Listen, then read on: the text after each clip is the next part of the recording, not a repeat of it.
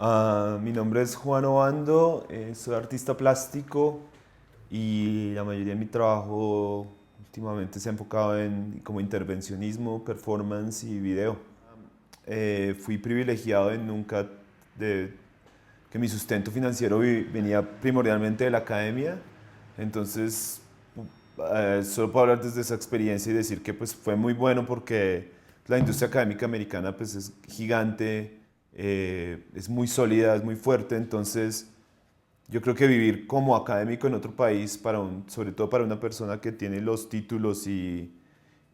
pues el conocimiento y la doble lengua y eso es muy bueno porque de verdad pues funciona como un arma para uno, o sea, termina siendo uno mejor preparado que muchos de los otros profesores o de los otros académicos o teniendo una experiencia un poco más diversa. Ahora como artista pues también muy bien, pero pues es que como todo yo, o sea, suena muy tonto, pero en realidad todo depende de uno, ¿no? Pues habrá gente que, primero debe haber gente que tiene los recursos para sostenerse en, no sé, en una ciudad como Nueva York, gente que de pronto tiene dinero que viene de familia, o gente que tiene mucho empuje y se puede sostener en ese tipo de ciudades donde la competencia es muy reacia, o gente que se va a ciudades más pequeñas donde le puede quedar más fácil sostenerse, es más barato los arriendos, pero no tiene tanta visibilidad la obra porque es una ciudad pequeña, entonces no tiene tanta circulación como Nueva York. Entonces, pues uno también, yo creo ya al pasar los años, uno primero que todo se concientiza de que está trabajando con algo muy superficial y que es muy afortunado de si le está sacando un peso o un dólar a esto, pues es muy afortunado porque en realidad está haciendo trabajo muy superficial. Sí, totalmente. Yo pues creo que sí, y debería hacerlo porque yo creo que sería muy ingenuo para el artista como desasociarse de toda esa red sistémica de cómo se producen las imágenes hoy en día. Eh, yo creo que sí hay gente todavía que se encierra en su estudio a hacer pinturas y a esperar que llegue la inspiración divina, pero para mí yo no podría hacer arte sin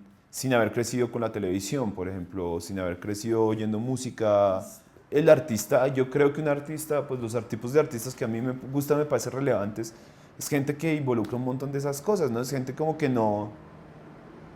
se disocia del mundo en el que lo rodea, sino que aprende mucho del mundo que lo rodea, ¿no? Como que, pucha, todo el mundo está metido en el iPhone y pues si uno quiere de verdad llegar a esa universalidad con la que todo artista yo creo que lucha, pues es chévere conocer los lenguajes de esas cosas, ¿no? Es una negociación ahí, es chévere y yo creo que sería hasta interesante ver cómo otra gente de otras disciplinas lo hace con disciplinas menos afines, porque el arte de la arquitectura y el diseño sí, pero digamos, no sé, como desde la biología, hay mucho ecoarte que yo no entiendo y sé que mucha gente en Estados Unidos tiene un movimiento grande, gente que viene desde campos de la biología y desde las ciencias a estudiar arte y saben unas cosas buenísimas, ¿no? Y yo creo que en el campo artístico académico ya está muy aceptado, ¿no? Como esas intersecciones y la multidisciplinariedad, ¿no? Pero lo que pasa es que la mayoría de las grandes universidades americanas están situadas, localizadas geográficamente en lugares retirados de las grandes urbes. Y es como es como una, no fantasía, pero es como un ideal de la educación americana. O sea, se me hace muy, para mí, como contraproducente de una academia de aislar al personaje como de una urbe o de su contexto social inherente o natural y absorberlo en una burbuja durante 4 años y luego volverlo a soltar al mundo, como que se me hace que no tiene mucha... Y los estudiantes viven dentro del campus, entonces es como una situación demasiado bonita, demasiado perfecta, o sea, hay muy pocas tensiones. En cambio, de las universidades colombianas, este concepto como de suburbia no existe en Colombia, ¿no? Las grandes universidades de Colombia están en los ejes centrales de las urbes, los estudiantes no viven en el campus, entonces les obliga a coger bus, a ver la realidad de la ciudad, a enfrentarse con un montón de rayes que la ciudad trae y de situaciones que la ciudad trae, de retos que la ciudad trae. A mí me parece que eso es muy chévere, o sea, me parece que los estudiantes colombianos de alguna u otra manera son un poco más maduros, lo cual libera un poco a los profesores a pedirles un poco más de madurez y responsabilidad en su trabajo. En realidad fue prácticamente mi práctica artística lo que me hizo volver porque pues en estas ciudades en estas ciudades universitarias yo no encontraba como unos puntos de anclaje donde anclar mi obra y como empezar a hacer como relaciones con la gente con la que yo quería trabajar, la mayoría. Porque ya en mi contexto personal yo ya como que en mi cabeza había agotado la inspiración, o sea, vivía en una ciudad donde no habían tensiones, todo el mundo era clase media, alta, académicos,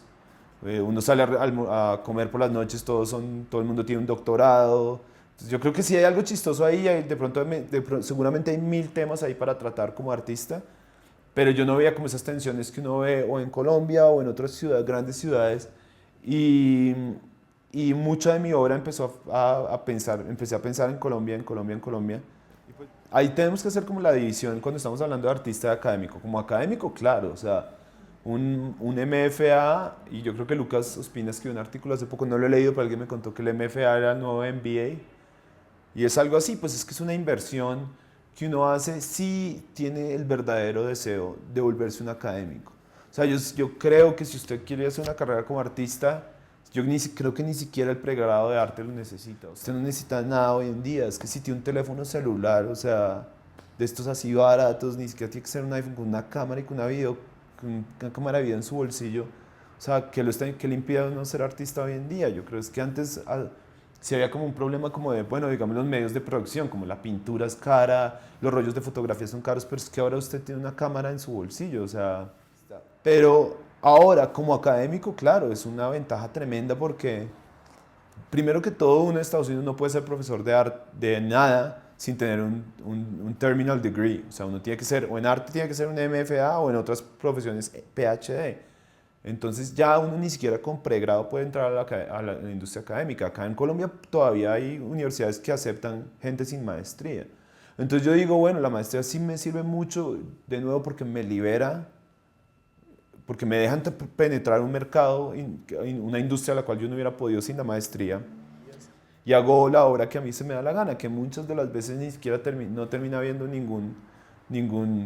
objeto, ninguna materialización de la obra más que la situación que se creó en cierto espacio durante un tiempo. Yo creo que no es tan fácil, yo creo que no es tan fácil porque los profesores en Colombia se les exige más tiempo de clases, tienen que dictar más clases, tienen que estar más tiempo en sus oficinas y en comités, entonces ya por tiempo yo creo que se restringe un poco y uno ve muchos profesores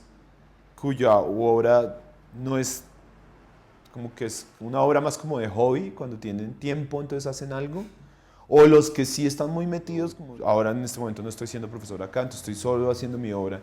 entonces no les puedo decir desde mi perspectiva, pero ver a una persona como Pablo Licona que dicta clases en la Tadeo y en los Andes, y encima tiene una obra muy prolífica, pues es una persona que casi no duerme, ¿no? Pues todos los días hasta las 4 de la mañana, pero también es algo que como que hace la diferencia, ¿no? Pues una persona que le dedica tanto a su obra y a la vez es profesor, pues de alguna manera o sea, tiene cierta satisfacción de tener mucho éxito, así la obra no venda, lo que sea, porque de nuevo la obra de Pablo no creo que sea muy comercial, pero sí logra mostrarla mucho y logra hablar y mucho sobre ella y logra hacer muchas cosas las que él quiere hacer. Pues lo que pasa es que toca invertirle mucho más tiempo y mucho más esfuerzo, como esa vaina como de guerrear todavía existe acá, ¿no? Como, lo que más me gusta del arte pues es que como es tan superficial y tan artificial y uno lo que está haciendo de nuevo es jugar con crayolas o con plastilina, pues hay mucha libertad, no hay reglas y la gente pues no ve artistas muy chéveres que salen con unas loqueras y eso me parece como interesante que todavía hay como una irresponsabilidad, ¿no? Y suena muy infantil, pero es chévere ser irresponsable, ¿no? Como qué mamera que la vida de uno dependa o sea, no la vida de alguien dependa de uno, mejor dicho así, como que uno estar operando a alguien y uno no puede llegar en Guayabado a operar a alguien, pero yo creo que uno puede en Guayabado y el caso se han visto hacer grandes obras de arte o borracho o drogado, lo que sea. Lo que no me gusta del arte un poco es el contrario, que sí, cuando llega a institucionalizarse, a academizarse mucho, sí le puede llegar a quitar ese nivel de diversión. Yo no consumo ese tipo de industria cultural, yo no la critico para nada, pero pues no me gusta, entonces no la ataco ni nada, sino que la evito yo soy una persona muy perezosa, entonces sí me la paso como leyendo, escribiendo, yendo a foros, a conferencias, en ningún momento haría mi obra. No me gusta, pero tampoco lo critico ni lo ataco. Sé que es algo que de eso vivimos, que es parte de la cosmología y de la ecología del mundo del arte, pero es algo que no, nunca me ha interesado mucho, como la sobreseriedad y la solemnidad artística, como que no me interesa mucho.